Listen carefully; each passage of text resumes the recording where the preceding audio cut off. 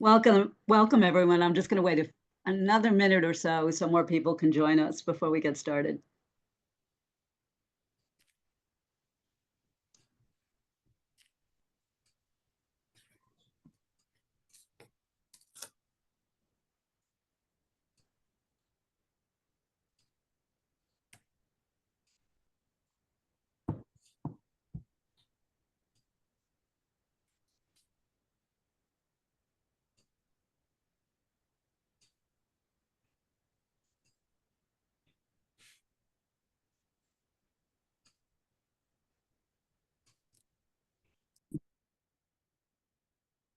Okay, we'll get started.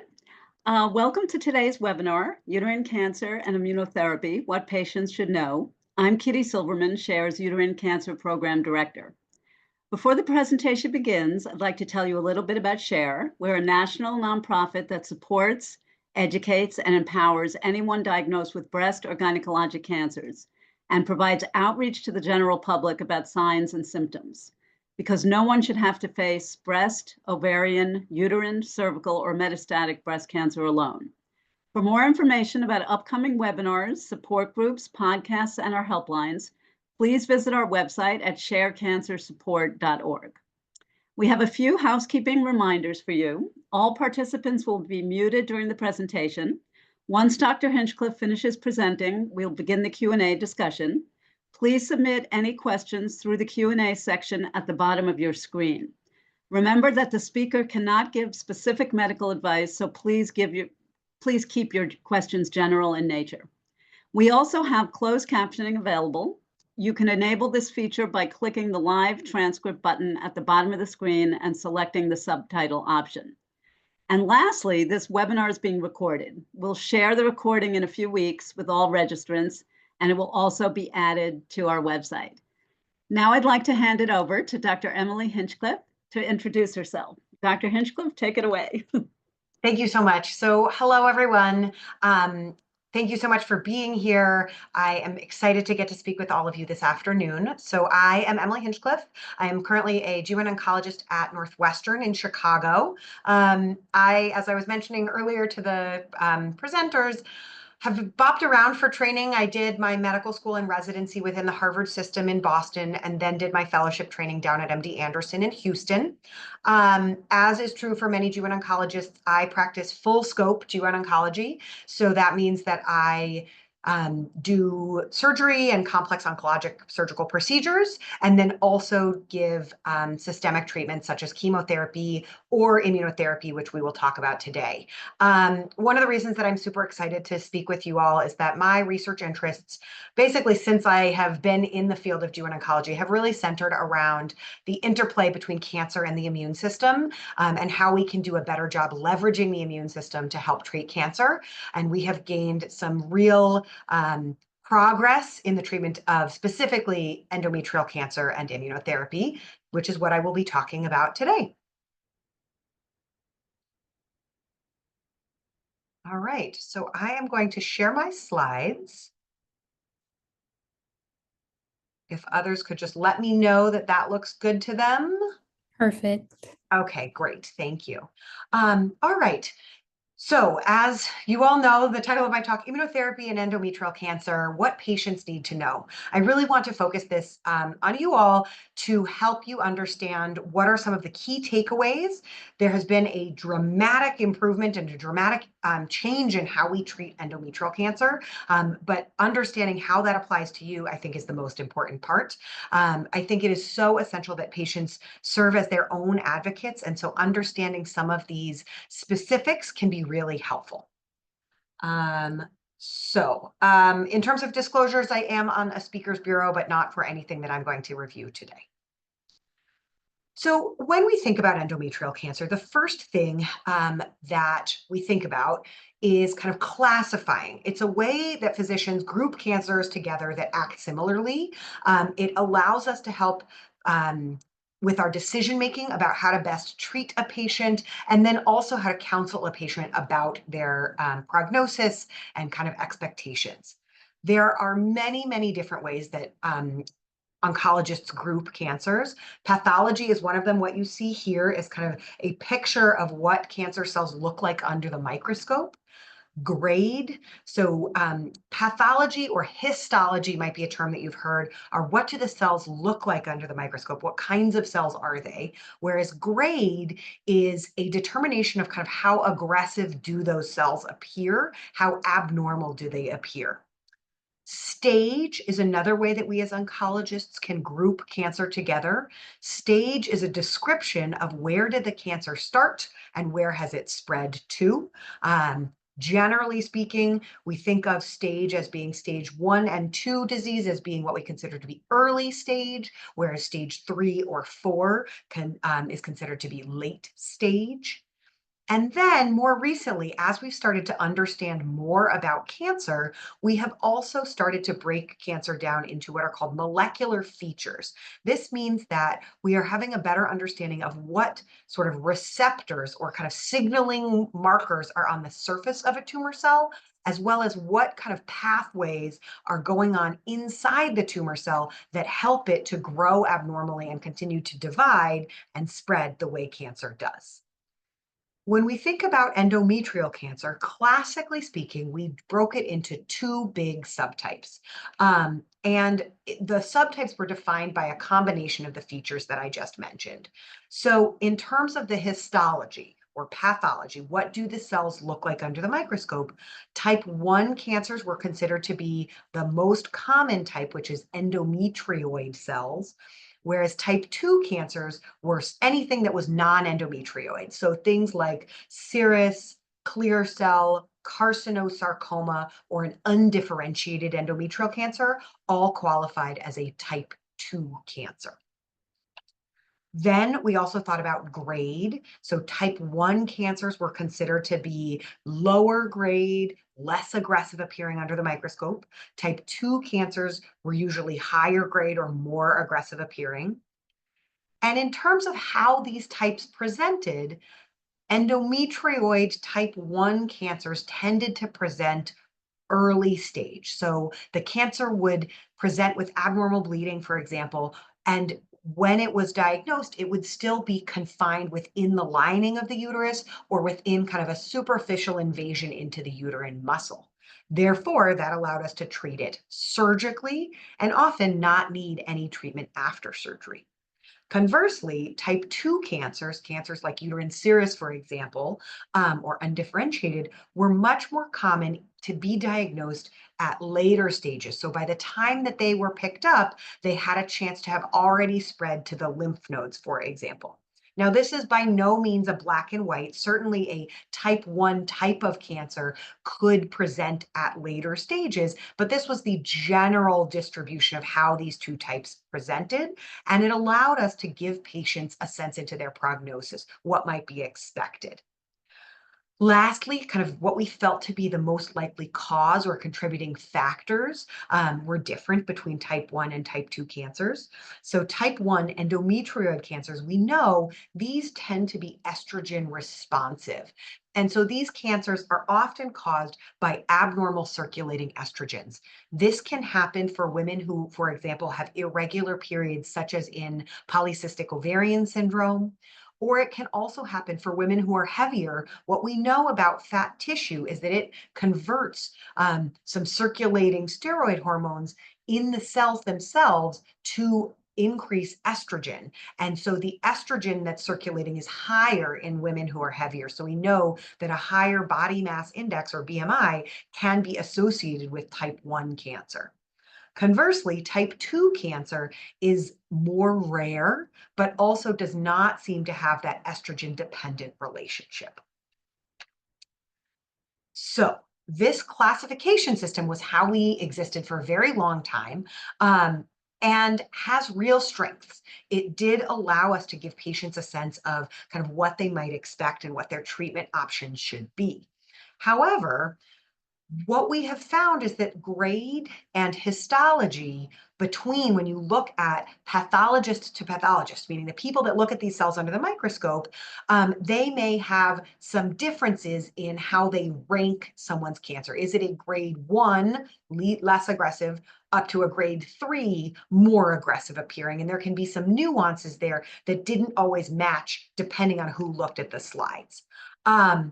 Second, there was, as we think about this, this impacted how patients could be enrolled in clinical trials. And clinical trials are where we as doctors get the vast majority of our treatment recommendations. How do we decide what to do? Well, usually we have tested it out and tried to better understand whether option A or option B is the right option.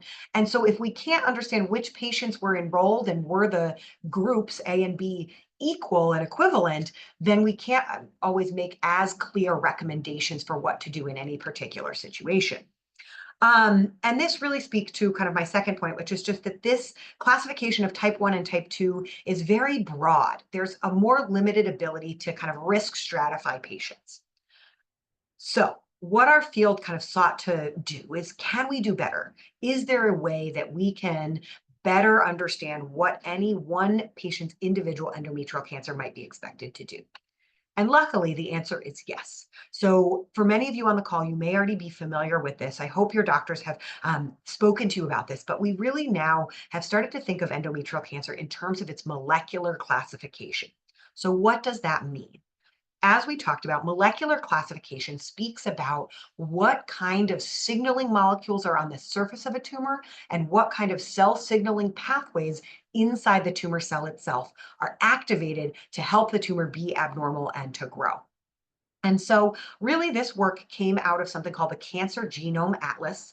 What this is this is a truly landmark program through some national governing bodies, the National Cancer Institute and the National Human Genome Research Institute. They came together and they characterized at a very deep level multiple cancer types with multiple matched normal samples to try and understand what is normal signaling in the endometrium as compared to what is abnormal signaling that is very common in endometrial cancer. So in uterine cancer specifically, they had over 2,600 cases. They did include multiple different histologies, so it was not just kind of those most common endometrioid subtypes. And what they found is that there became clear that there were these 4 different groups of endometrial cancer based on the molecular characteristics rather than on what we had previously determined to be pathologic characteristics. Now, I don't want you to walk away thinking that these pathologic characteristics you should just throw out of bed and that they're not helpful, because often these molecular characteristics do track with some of the pathologic characteristics that we used to use, but these molecular groupings are a little bit more nuanced. So I want to talk you through each of these different molecular groupings. So first, and probably the most aggressive or kind of poorest prognostic group, is the group that we classify as copy number high or serous-like. The reason that we call these serous-like is that they tend to track with the pathology that is a uterine serous cancer, a more rare but more aggressive cancer type. So as you see here, 73% in this group are of serous histology. It is an aggressive group with a poorer prognosis that tends to have a particular mutation called P53. That is a mutation that's actually very common in ovarian cancer. And so we do think that this group may have more benefits to chemotherapy than some of the other groups of endometrial cancer because of how aggressive it is and because of how likely it is to have systemic spread. Next, we think about 2 groups that I've kind of umbrella termed immune susceptible. So what does that mean? That means that potentially the immune system may be activated by these types of tumors. So let me talk about them. So the more rare is something called POL-E mutation, polymerase E. And this makes up only as many as 4 to 8% of endometrial cancers. What happens when you have this particular enzyme, polymerase E, abnormal, is that the tumor develops all sorts of abnormal proteins. It has a high mutation burden, and therefore it is very immunogenic, and we'll talk about that in a second. But generally, POLE-E mutations have a very good prognosis. They have a lower risk of recurrence, stage for stage, than their counterparts. Then we think about the next immunogenic group as the mismatch repair group, or microsatellite instability, or deficient mismatch repair, MMRD, your doctors may have described it to you. This makes up of about 20 to 40% of endometrial cancer. And again, it's sort of an intermediate prognostic group, but is certainly predictive of the response to immunotherapy. And so we'll talk about that when I get to immunotherapy. So here's where I sort of try and describe for you why this matters. And I think the reason that I always tell patients that this is important is it is not quite enough to understand like that, yes, you might be a candidate for this drug, but it is really helpful to understand why that drug might be helpful. So as you see here, every tumor, as it's dividing, it's developing abnormalities of its DNA. And one of the ways that abnormalities in the DNA becomes relevant is that when it's repaired, what the mismatch repair complex. So a whole bunch of proteins come together to help repair these defects. And if those defects get repaired, the tumor cell is able to continue to grow, continue to get its nutrients and oxygen and things that it needs from the environment, and unfortunately continue to be this angry cancer cell. However, in a mismatch repair deficient tumor, a tumor that's unable to kind of repair some of these defects, it has increased mistakes. And while that tumor doesn't inherently stop growing, it starts to look more abnormal. It's made these abnormal proteins, and so it starts to look more abnormal to the immune system. And so what happens is when you have a tumor that has all these abnormalities, these immune cells, which our immune system is built to respond to abnormal. It responds to viruses, bacteria, other things that are not normal in our body. And so tumor inherently is abnormal and should be responded to by our immune system. But these tumors that are mismatch repair deficient are sort of extra stimulated because of how abnormal they are.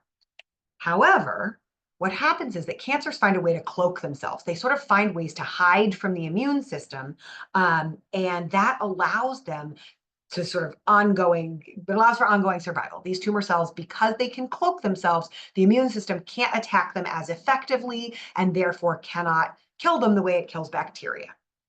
So what happens is that immune checkpoint inhibitors, so this is an entire class of drugs that fall under the umbrella of immunotherapy. So if you've heard about immunotherapy, this is a class of drugs, but immune checkpoint inhibitors are one sort of subset of that grouping. And they really take the brakes off the immune system. They take that cloak away, which allows, and then they rev up the immune system to respond because these tumors are particularly immunogenic. Okay, so that's why immunotherapy, when we first sort of started, was really initially tested in these mismatch repair deficient tumors only, in order to understand for the tumors that were potentially most immune susceptible or immunogenic, how did immunotherapy work? We'll talk a little bit later about who of the mismatch repair proficient might have benefit from immunotherapy. So this is some of that data. So as we think about endometrial cancer, whenever a drug is being rolled out, is kind of being first tested, the place where we usually start is in the recurrent setting. For patients who don't have many other good options, we want to try new options to see if they are effective. And so one of the trials that looked at this was a trial called Keynote 158. This included 80 patients, and I'm just going to describe what these charts are showing here. So this chart here is called a waterfall plot. What that means is each bar is an individual patient, and this is showing the tumor change. How much a positive bar means the tumor grew by percentage, a negative bar means the tumor shrunk. Okay, and this is the change from baseline. These dotted marks are sort of the arbitrary cutoffs for what we use to indicate progression or response.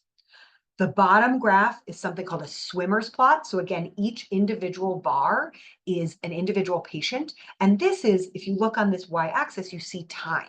So this describes for each individual patient kind of what was going on. How long did they stay on therapy, their treatment duration? What was their kind of response duration even after they stopped treatment, which you see here in this lighter teal bar. And then these little notations are kind of at what point did they see a change in status? So something like a CR is a complete response, PR is a partial response, whereas PD is progressive disease. Their cancer started growing again. So what you see is that there was a really good response rate. Almost half of the patients responded to this drug, and 2/3 of the patients had a response duration that was prolonged, so something greater than 3 years. Now, for context, at the time that Keynote 158 came out, we really did not have other effective therapies in this space. So one of the other therapies that was pretty common for an endometrial cancer that had been treated with kind of our standard upfront carboplatin, paclitaxel chemotherapies, our next line was something like Doxil, which is another cytotoxic chemotherapy, meaning a chemotherapy that acts just by killing rapidly dividing cells.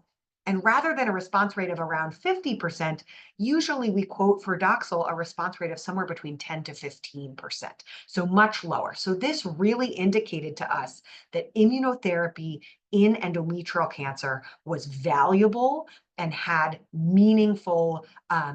should meaningfully change our treatment and our kind of treatment paradigm, how we treat endometrial cancer patients.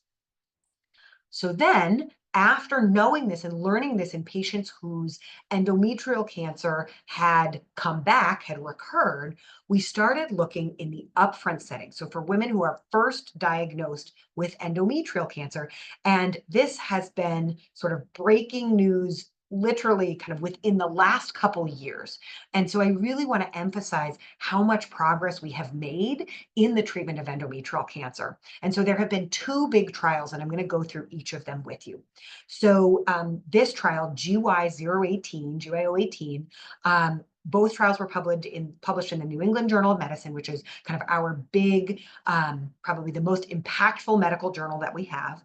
So this trial, what it looked at is for women with endometrial cancer who had cancer that was sort of widespread at diagnosis, or for women whose cancer had come back, so we're in that recurrent setting.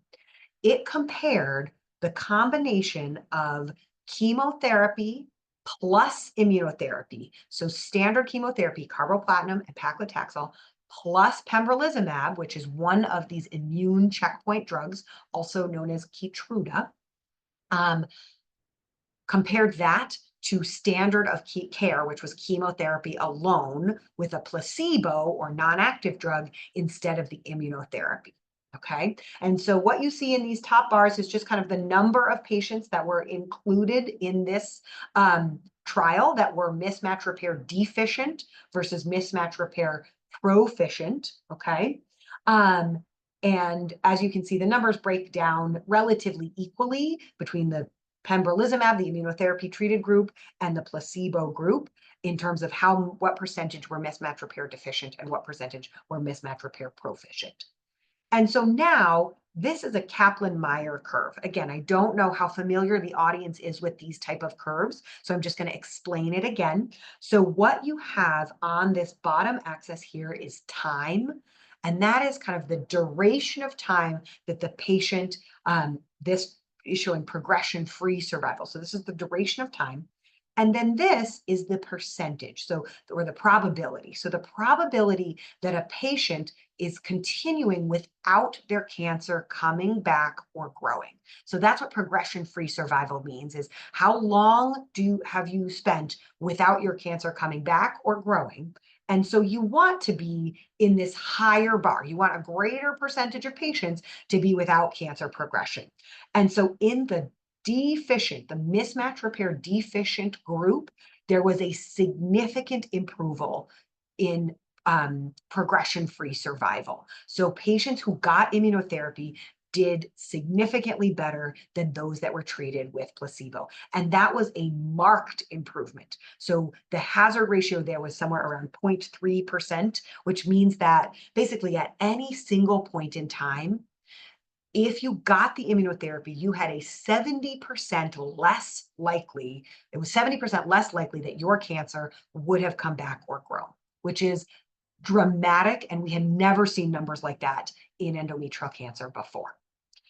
In the mismatch repair proficient group, so as I mentioned, we talked a lot about how this is really beneficial, or we think it has a real benefit for patients who have mismatch repair deficiency. But in the mismatch repair proficient group, was there benefit? Now, we know that their tumors inherently aren't as abnormal. They aren't as immunogenic, but could the immune system be revved up to respond to something that's even more, that's less immunogenic, that's less reactive? And the answer was yes. The pembrolizumab group still did better than the placebo group, but it was far less significant, meaning the difference between the people that, the amount of benefit, I guess, that was derived by the addition of immunotherapy was far less for this mismatch repair proficient group. The second study that I want to talk about is a study that is nicknamed Ruby. This looked at a different immune checkpoint inhibitor, so dostarlimab, same kind of mechanism of action. It still uncloaks the tumor, still revs up the immune system, but it's just a different drug. And it also looked at metastatic endometrial cancer, so patients in the upfront setting they were diagnosed when their cancer had already spread outside the uterus, or recurrent endometrial cancer, so patients whose endometrial cancer had come back. And what they showed, so again, these are those Kaplan-Meier curves, is that in the mismatch repair deficient group, they again had a significant benefit. And notably, that amount of benefit was pretty much exactly the same as we had seen with the Keytruda, the pembrolizumab trial that I just showed you. So it didn't really matter which drug you were using, you showed the same amount of benefit. There are some slight nuances between these two trials that I just will highlight a little bit. Ruby, this trial that I'm pointing out here, was slightly more broad in the patients that were included. So two notable highlights there: patients with carcinosarcoma, a particularly aggressive subtype of endometrial cancer, were not included in the other trial, GYO18, whereas they were included in Ruby. And then there were also some nuances about what a patient's had to have in terms of visible disease on their imaging, on their CAT scan, in order to be included. And Ruby was slightly broader in terms of who was allowed in terms of the findings on their CAT scans.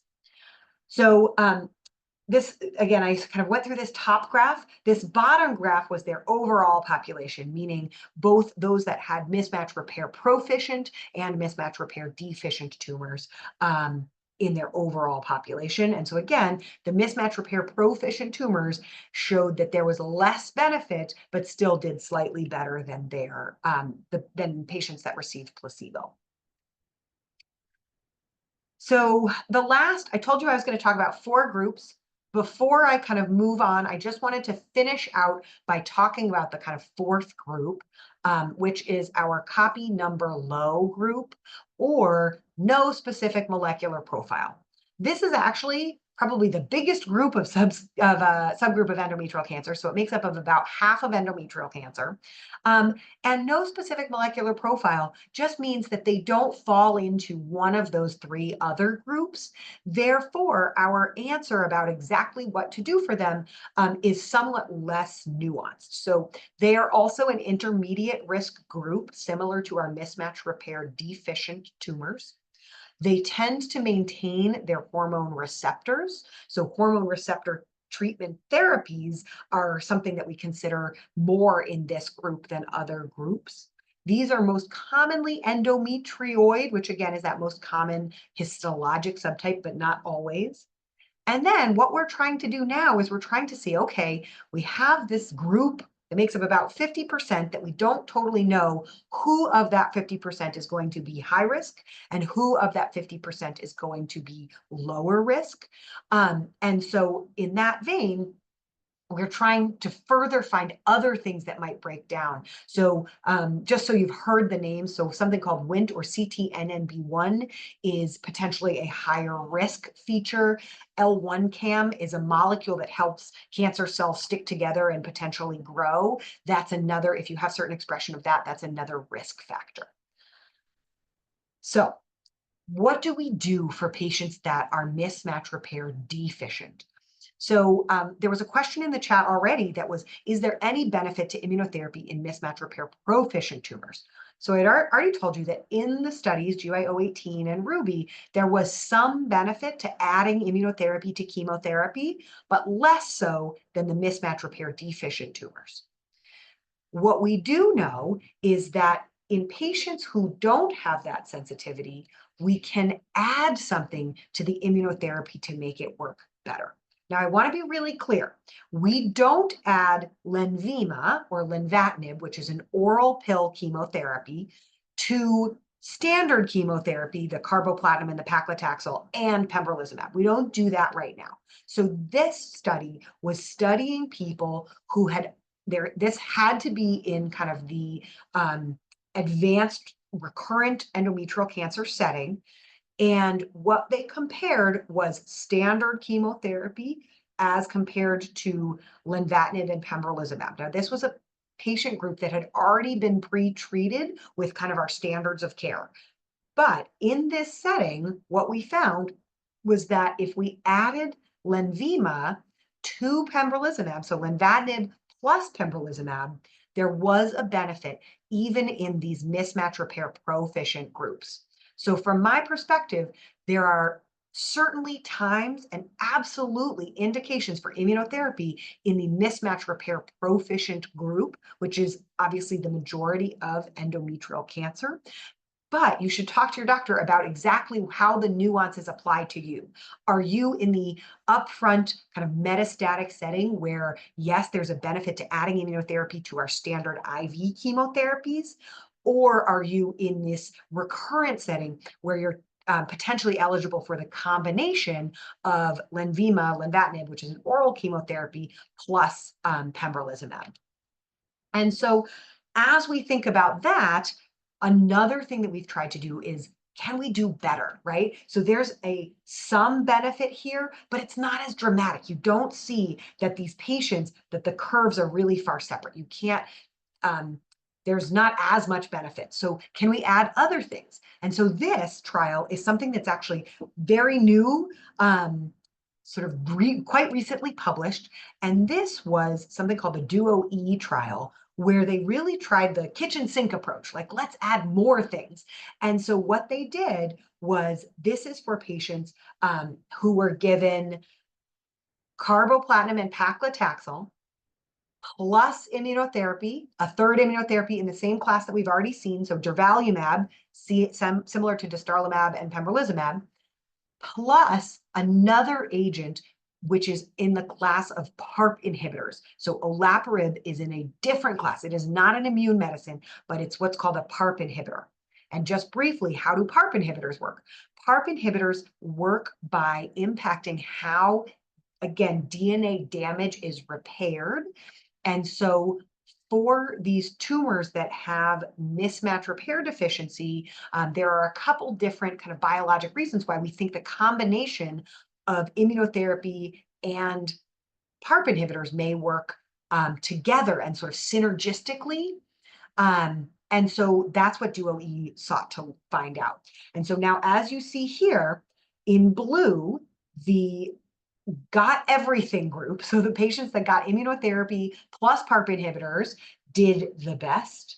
The patients that got immunotherapy without the PARP inhibitor did sort of in the middle. And then the patients that got control for both of those drugs tended to have the lowest progression-free survival. Okay, and then this is interval data. We don't have their final overall survival data, but again, you can see these differences. Now, these differences are sort of not as significant. You can see the curves aren't as far apart, but they are really interesting. And so I think as we start to make these more standard of care, thus far we have not uniformly been adding PARP inhibitor to our immunotherapy based on these results. But I do think that it is something that we are interested in continuing to consider and better understand for whom is it worth giving them all of this treatment in that setting?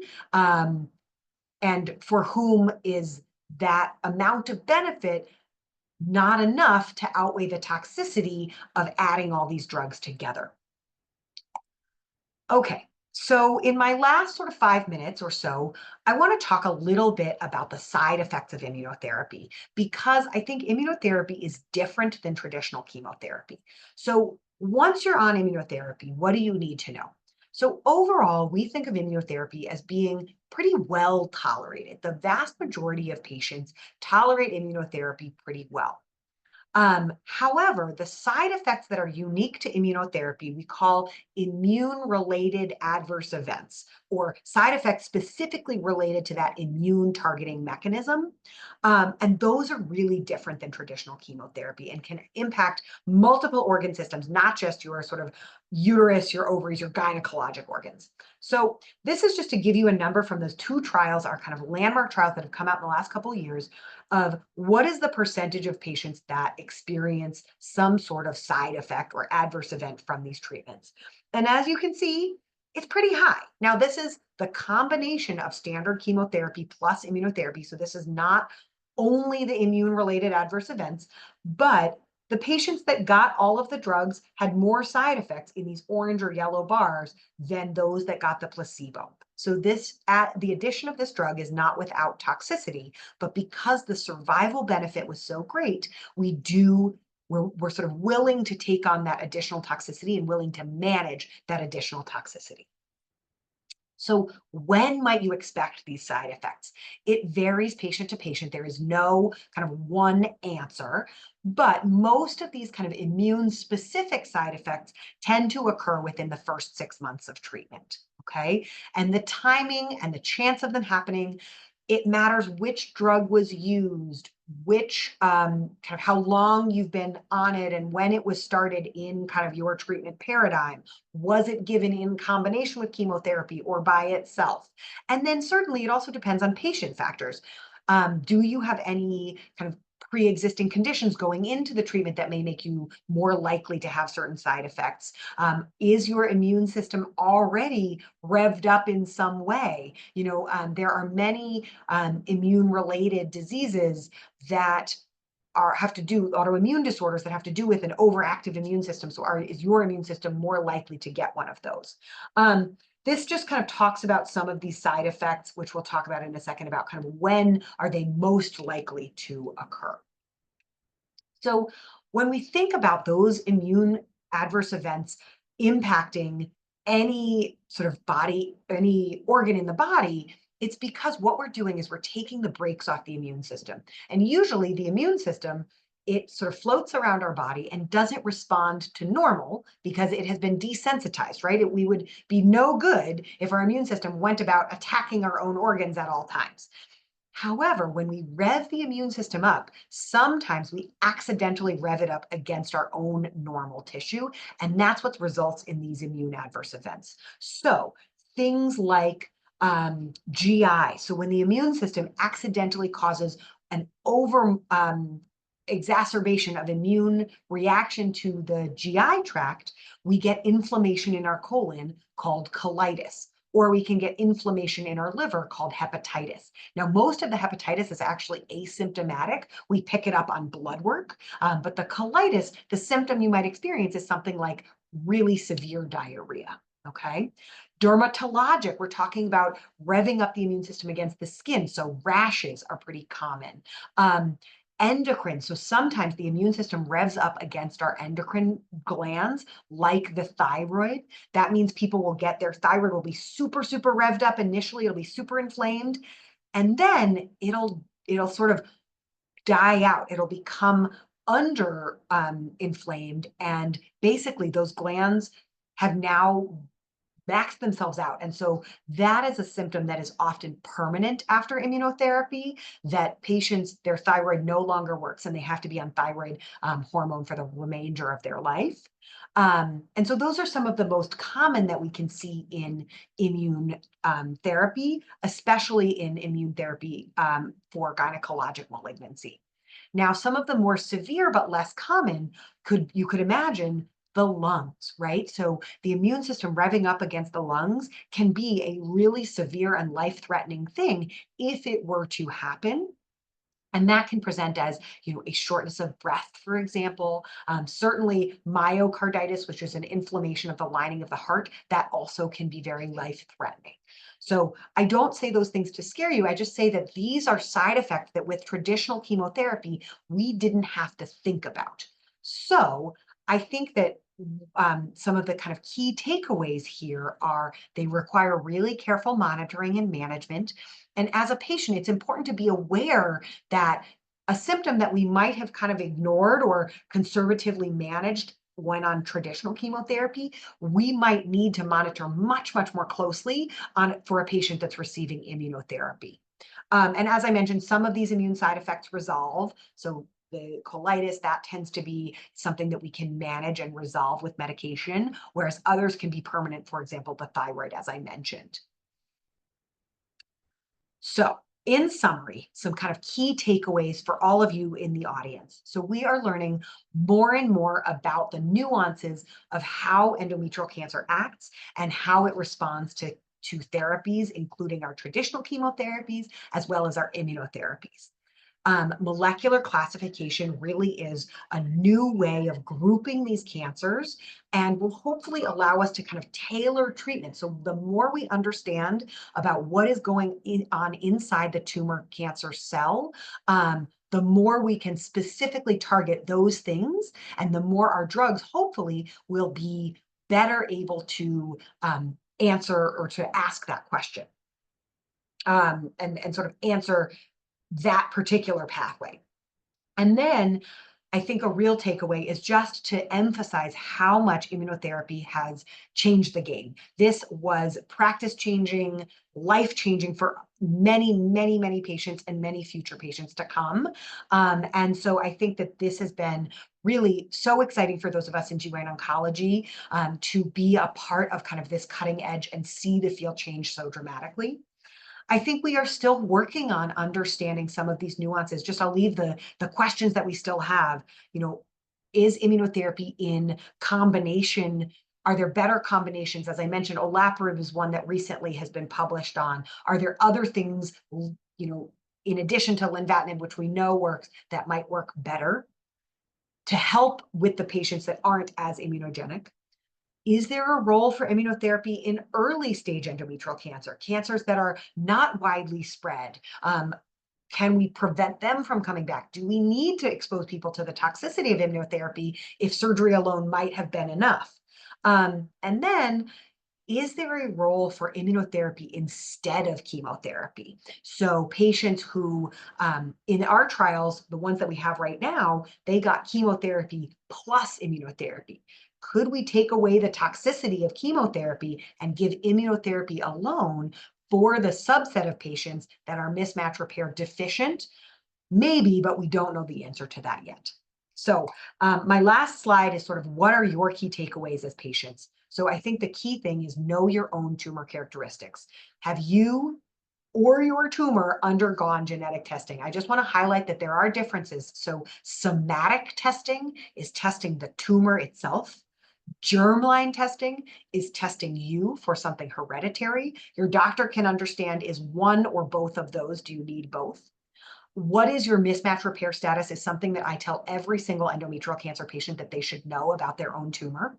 And then what is your tumor histology? What type of cells? Is it endometrioid, or is it one of these more rare, more aggressive subtypes like serous clear cell carcinosarcoma? Second, know if you are a candidate for immunotherapy. So as I mentioned, immunotherapy has changed the game. And so even if you don't know, sifting through some of these trials can be really tough to figure out, like, would I have been included? Am I a candidate? you don't need to do the trial sifting. Your doctor has done that trial sifting for you. So making sure that you just ask them, am I a candidate for immunotherapy? Could this help me? And then lastly, if you are on immunotherapy, I really encourage all of my patients to understand that they need to have a really kind of an awareness of how they are feeling, because something like a little bit of shortness of breath that is really unfortunately common, we may monitor more closely for immunotherapy, or a little bit of diarrhea, which on traditional chemotherapy, I might give you some medicines to try and kind of stop you up and give you a little bit less diarrhea. But on immunotherapy, I might monitor it much more closely. So making sure that you're in communication with your doctor and your clinical team when you're on immunotherapy, especially with side effect management, is really important. So with that, I will stop sharing and I will open it up to questions. Thank you so much, Dr. Hinchcliff. That's incredibly interesting and informative. And we have a bunch of questions, both pre-submitted and live. And if you still have questions, feel free to add them to the Q&A. We'll just get through as many as we can on both fronts. This question came both live and pre-submitted, is how long, what's the latest information on how long people can stay on immunotherapy? Yeah, so I think the duration of treatment, we are still figuring out, right? Biologically, we expect that once you've kind of primed the immune system, maybe you don't need to be on immunotherapy for the rest of your life, right? And potentially have the risks. But again, the side effects from immunotherapy, they tend to be in those first 6 months. So it's a matter of weighing the risk and benefit. I think that the way that most of us are sort of thinking about that right now is that both a year and 2 years are sort of checkpoints for when I use checkpoint a little bit tongue in cheek there, but time points when you check in with your doctor to say, okay, what are the side effects that I'm having from my immune medicine? And am I deriving ongoing benefit? I think that there are some patients right now who stay on immunotherapy, especially in the recurrent setting, because it helps them to feel that they are actively doing something against their cancer. But I don't think we have a great understanding of, is there a optimal, after this exact amount of time, there's no additional benefit thus far. Thank you. Can immunotherapy eventually lead to remission? Complete? So it's a good question. I think that it depends on whether we're talking about the upfront setting or the recurrent setting. In general, immunotherapy has been shown to have what are called complete responses, which means that there is no evidence that we can find on scans, on exam, on blood work, on any of our little indicators that the cancer is still present. Now, that a complete response does not necessarily mean permanent cure, because I think that anyone who's had like a recurrent endometrial cancer, I cannot guarantee you that that cancer won't come back, but absolutely in the trials, there have been complete responses. Thank you. This is actually an interesting question because it relates to the whole molecular testing issue. When exactly after an endometrial cancer diagnosis should that testing be done? Yeah, great question. I think this is also very in flux. I think that for patients who, I think upfront, you should know your mismatch repair status. I think most of us have moved that mismatch repair status into the upfront setting. No matter what stage you have, that is something that we are generally testing upfront. In the recurrent setting, that's when some of these more nuanced, like big panel gene testing starts to be done. But mismatch repair setting, I would say in the upfront. Okay, great. Thank you. I'm going to ask a couple of questions about side effects, Yep. which we did have, but you covered a lot of it. So somebody asked, if you know this, what treatments can be used for skin problems caused by immunotherapy? Yeah, so I think that immunotherapy, no matter what organ you're sort of talking about, the treatment tends to be something that's going to suppress the immune system. So something like steroids are pretty common. So if you have a bad immune reaction, generally speaking, we will hold or stop the immune medicine, potentially try like a topical steroid first, like some sort of steroid cream. And then if needed, we will then go to like systemic steroids. So something that you either take orally or we give you through the IV. Okay, thank you. And I think you talked a bit about I know you talked about the thyroid, hypothyroidism or Mhm. hyperthyroidism. How often do you see that? Yeah, so what happens is the immune system sort of attacks and inflames the thyroid. So you get actually hyperthyroid initially, but then you actually burn out those thyroid cells and you become hypothyroid. So most patients who have a immune-related adverse event related to the thyroid end up being hypothyroid at the end, such that they need thyroid replacement. Oh, okay, thank you. In fertility sparing situations, is immunotherapy an option? So right now, no. I think that it is something that for patients who would not otherwise be fertility sparing candidates. So patients who have cancer that has started to like invade into the muscle wall, for example, who are very interested in fertility.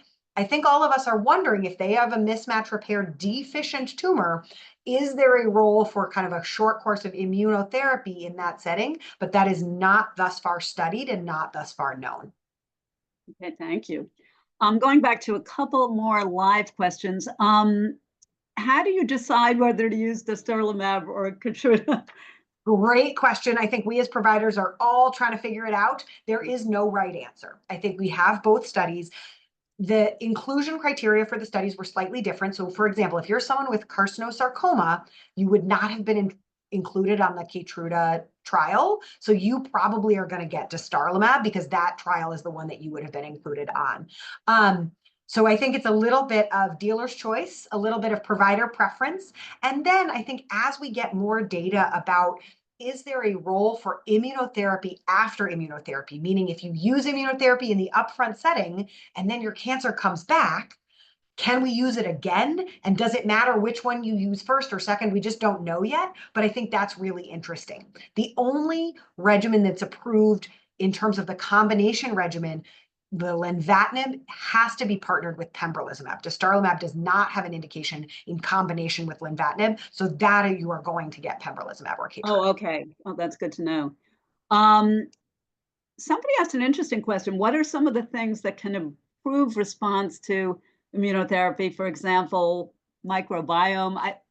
Yeah, so in immunotherapy sort of literature, we in GYN cancers are actually a little bit late to the game. So immunotherapy really changed the game for melanoma, was probably one of the first cancer types. And so we have looked to melanoma, lung cancer, colon cancer, to try and understand kind of what the um, kind of what we can expect.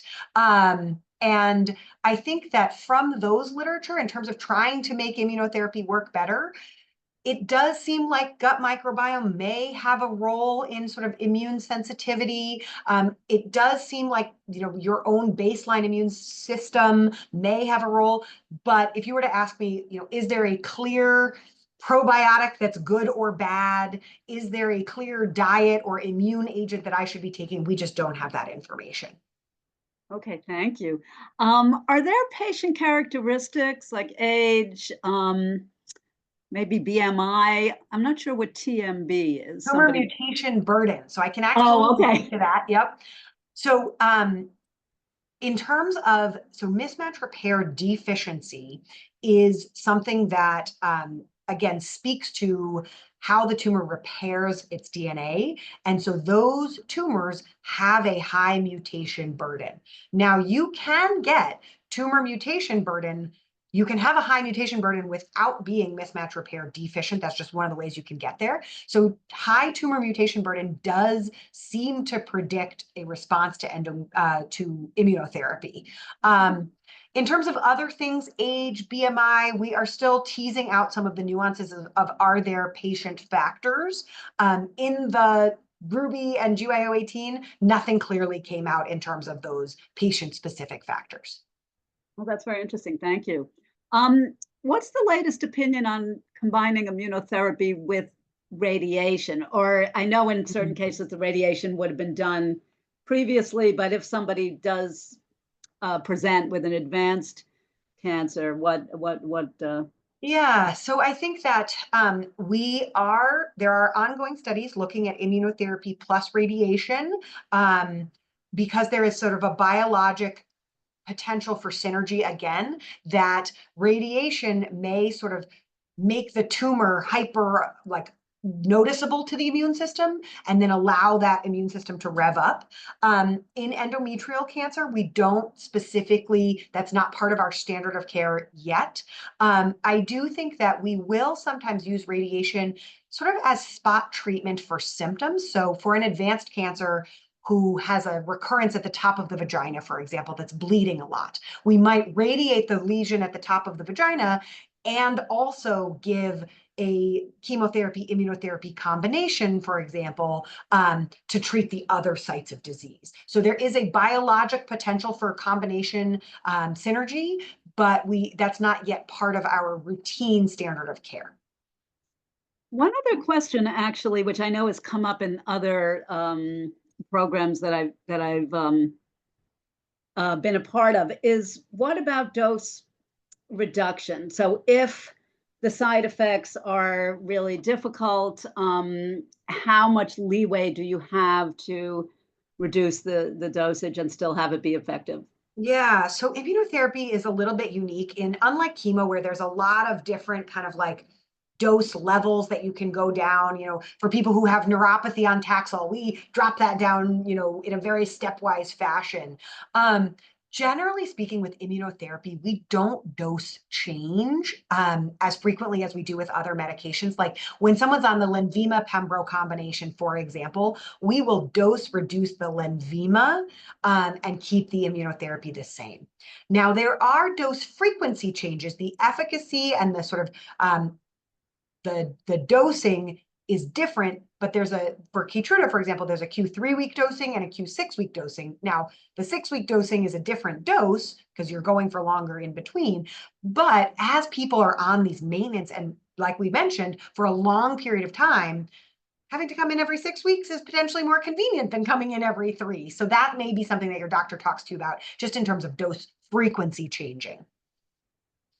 And for that NSMP group that you mentioned, what other types of treatment outside of immunotherapy are you seeing as possibilities? Yeah, so here is where I think some of these combination trials start to be really exciting. I think that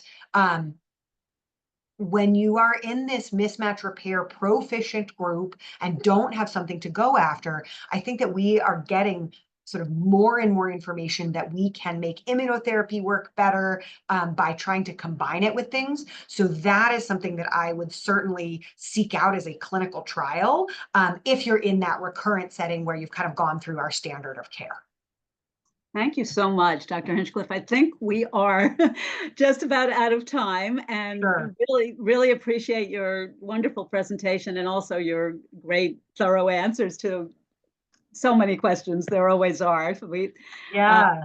So we really appreciate that. And I want to thank everyone who joined us this afternoon. We'll have a recording of this program available on our website in 1 to 2 weeks. Also, please make sure to check SHARE's website for upcoming educational programs and support groups.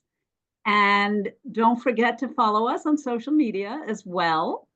And very importantly, please take a moment to complete the survey at the end of the webinar. The survey will pop up in the browser when the webinar ends, and the link will also be in the follow-up email. And all surveys are anonymous. We really appreciate your feedback as we plan future programs. Thank you. And this concludes today's webinar. Thank you again, Dr. Hinchcliff, and I hope everyone has a great rest of the afternoon. Thanks again. Thank you so much for having me. Thank you all for being here.